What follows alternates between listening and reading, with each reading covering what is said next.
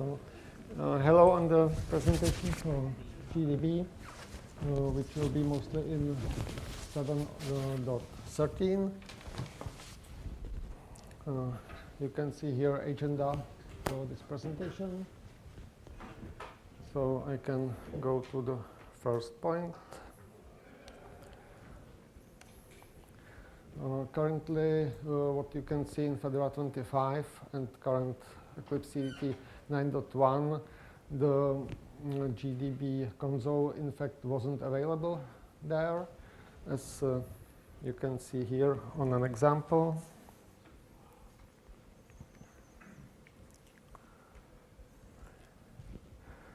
When I start debugging, I can get to GDB and I can type some commands here.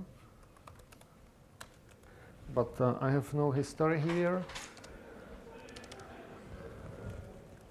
And no GDB prompt, so maybe some people even don't know that it is really available there.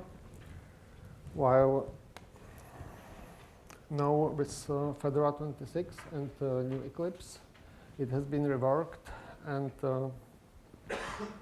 in Fedora Rawhide, one can see that the GDB console is fully featured, like one can expect.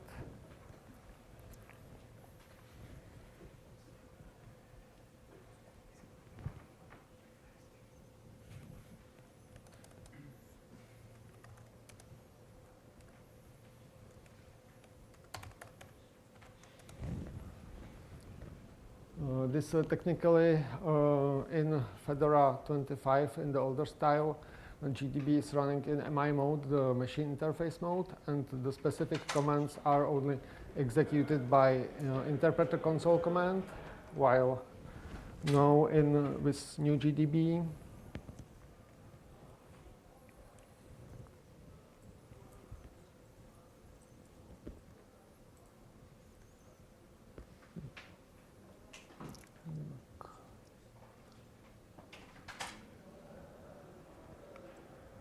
I don't see it here now, but now with new GDB, the console just works fine because it is.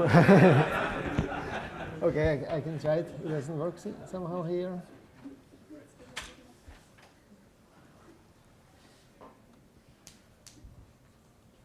I don't know why. Okay.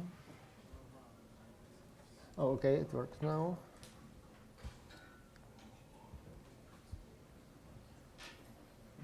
So you can see now here is even new tab debugger console, and here it is working with the prompt, with the history, and there is normal GDB debugger available. And technically now the GDB runs in CLI mode, and there is new CLI command which will run the machine interface as additional console from GDB. So the default mode of GDB has changed. So hopefully it will behave like one expects now. It is more a bug fix. Another feature is that GDB will now start to reuse GCC compiler for expressions. To get an idea what it is about, currently when you run the print command 1+2, it gets parsed by the lexical analyzer and the expression evaluator inside GDB completely. So that means the GDB needs to know all the features of the language and all the extensions of GCC, which it does not. Therefore, many more complicated expressions will fail to evaluate currently in GDB. While sure, the more logical way is to run GCC to compile the string, execute the string which GCC compiled, and display the result. This comes from the IDEA implemented by LLDB in LLVM project. So such a practical example from real world. You can see here some idea what it is good about. As one of the examples, there is some structure which has some data fields which we are interested in, the I field, the first I field. But then there is also a lot of garbage which we are not much interested for printing. That's the index big array. That's just some helper cache. So when we currently use GDB and we print it, and you can see it here, it is here some laser or pointer? This one should be This one? the red button. So here you can see it is an STD map, the cache, and each element of the cache is the structure. So here you can see that the element we are interested in is displayed here, but here is all the garbage and we don't see the next element at all. So we can work around it. We can print less elements, but still most of the display data is garbage, and here you see 1, 0, 1, but we don't even see all the 10 elements of the array. So some other possibility, we can try to write Python pretty printer. So you can see it works. It displays what we expect. But for some simple debug command, we would have to write this Python code each time. Probably not much convenient, I think. Additionally, for example, typical C++ programmer probably doesn't know or doesn't like to code in Python. And besides Python, you need to also know the GDB Python binding, like here. These are from the API of GDB, and this cannot be expected from average C++ coder. There are some other possibilities how to print it, and one can give up with GDB. So we should, in fact, in C++ we could print it very easily. You can see it here. This is standard native C++ command, and it will display it similarly what we are interested in. Sure, we can print more fields than just the I here, but here you can print it very easily what you are interested in. Sure, this feature is not just for some printing, but you can even do some more advanced features like fix and continue running program, which I will talk about later. Unfortunately, currently, this feature already works for plain C, which you already can use in Fedora 25 since Fedora 22 with the compile, print, and print code. But it doesn't yet work for C++. There is work on it, but it may be Fedora 26 or rather Fedora 27. This is error from GDB. One can see for C++ here is just workaround. Instead of std map, I used here some plain array. So it works even with current GDB, but it's not usable in practice, as you probably won't be replacing all the containers into arrays just to use GDB. In the future, this integration with GCC has more use cases after they will be done. As you can see that it should be used for the default print command, not just by the explicit compile print. There will be then one problem that currently, even if you load the core file, GDB internally can evaluate it and print an expression you want. But when you have a core file and GCC compiles for you some small code, small function with the expression, core file cannot execute any native code because it does not have any process. So one of the possibilities is to create some artificial process for any core file to somehow reanimate it. Another possibility would be some interpreter of GCC GIMP or RTL, so that could run even architecture independently. But I don't know what will be done. This is not even supported by LLDB currently. Another possible such feature is fast conditional breakpoints, because when you have, for example, cycle with running for 1 million times, and something bad happens on the after 500,000 runs of the cycle, and you put some conditional breakpoints with current GDB there, you can give it up because it will take maybe 1 hour or so, because during each cycle evaluation of the expression from GDB is too slow. In reality, the expression should be compiled into inferior, and GDB should be called by a breakpoint only after the 500,000 cycles happen, because all the interaction with GDB with debugger over ptrace is very slow. And another possibility to implement it is edit and continue, which is under this name already implemented in Microsoft Visual C++. And it was implemented in Apple Xcode as fix and continue when it was still using older versions of GDB.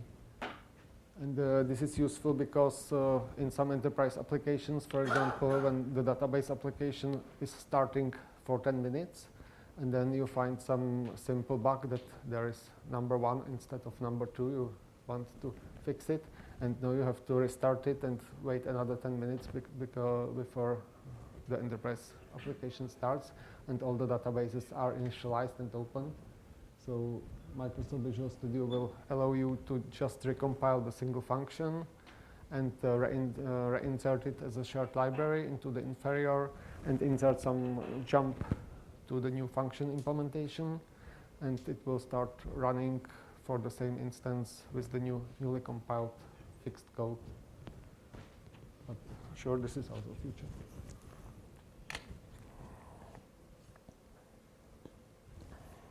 Another progress in GDB is to unify the code base. Currently, probably most commonly run local GDB, either for newly spawned programs or for attachments for some programs. But there is also possibility to run GDB server. This is used typically for remote machines or embedded boxes. Again, GDB server can also spawn a new program or attach to some program.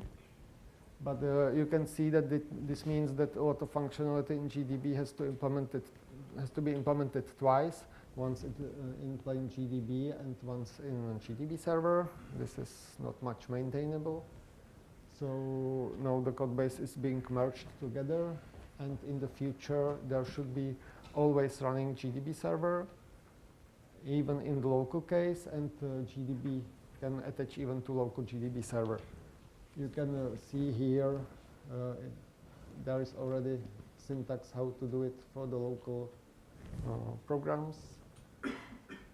Here you can insert even SSH to some remote host, but for the local case you just run GDB server this way and you can debug it easily.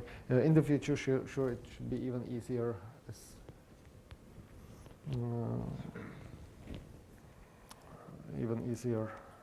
So here is some list of the features which were originally 2 years ago only in GDB native and not available with GDB server. And you can see now that the features are being merged, and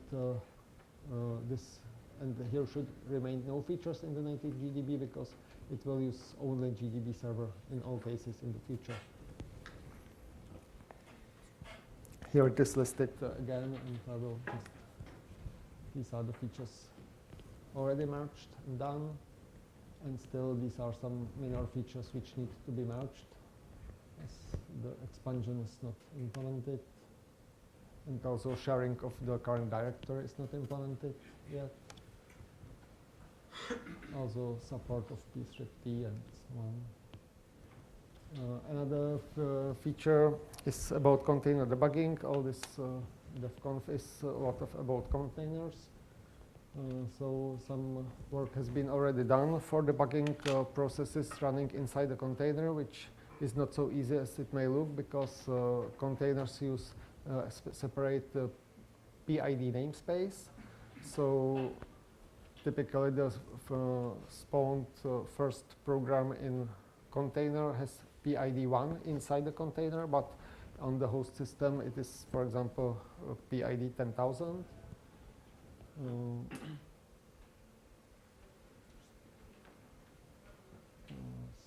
And also it has separate namespace, separate file system in the root. So you can see that with all the GDB, if you attach to the program from the container, it will try to load shared libraries from the host system, which may not match because it's different operating system version. So currently GDB always prefixes all the files with the target prefix, which is NOP for local normal processes, but for containers it will properly load the files from the chroot from the namespace of the program running in the container.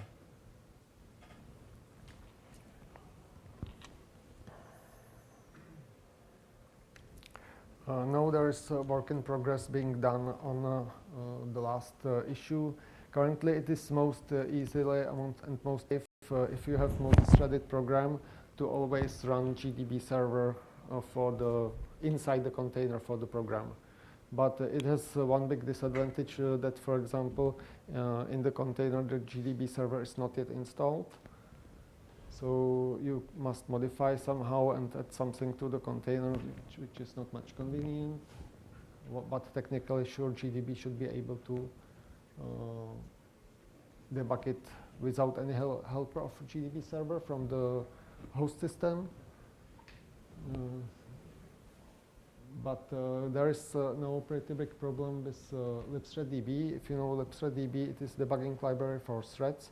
There must be always matching libpthread, which is the native normal implementation of thread in glibc, and it must match the libthreaddb of the same version.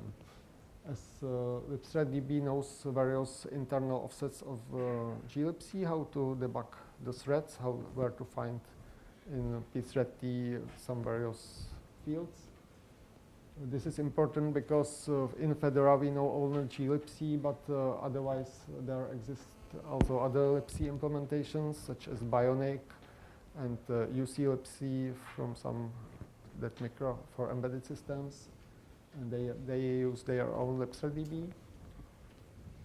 And also problem that libthreaddb is executable, so GDB or GDB server has to load it.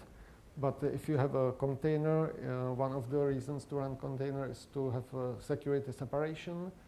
And so you need to load libthreaddb from inside the container, but this is insecure. So if you are running on a host, hosting the container GDB, and you would load insecure code from inside the container, you don't have to run the container at all, since you are already owned by the container at that moment. So there has been idea to make it safer. And now there is a new project called Infinity, and the Infinity project has a new bytecode which is based on dwarf expression bytecode with some extensions, which can be safely executed by GDB, and the bytecode contains all the information how to access pthread data, the threading data. And the bytecode can be created specific for each implementation of glibc, like uclibc or Bionic. And maybe you may ask why there is libthreaddb. I forgot to say why there is libthreaddb at all, that GDB could do it all. But the GDB would have to have specific support for every glibc variant, specific variant for glibc, specific support for uclibc, and then it may, it just doesn't scale. So in the future it should go through Infinity and this problem should be resolved, but for practical use case currently you should run GDB server inside containers. It is the most easy way, most safe way. And now only some short description about dwarf 5, but you did already hear about it now from GCC, as both LLVM and GCC support dwarf 5 now. It is still being standardized. Dwarf 5 will be even smaller dwarf than was dwarf 4. It was the GCC presentation was discussed that it's mostly the same, like Fedora had already extensions from Red Hat engineers, which were called GNU, with the GNU extensions, and they have been mostly just renamed now for the standard in var 5. There is only a complete layer about GDB index, which is now renamed to debug names, and it has completely different format. You can see draft on the standard side for dwarf, which should be mostly the same, but there are many changes from the last dwarf, last draft there. So Fedora 26 row height, which is row height, no GCC is already okay. For GDB in Fedora, it is not yet compatible with dwarf 5 even for reading, but I have patches for it of trunk, so these days it should be somehow merged.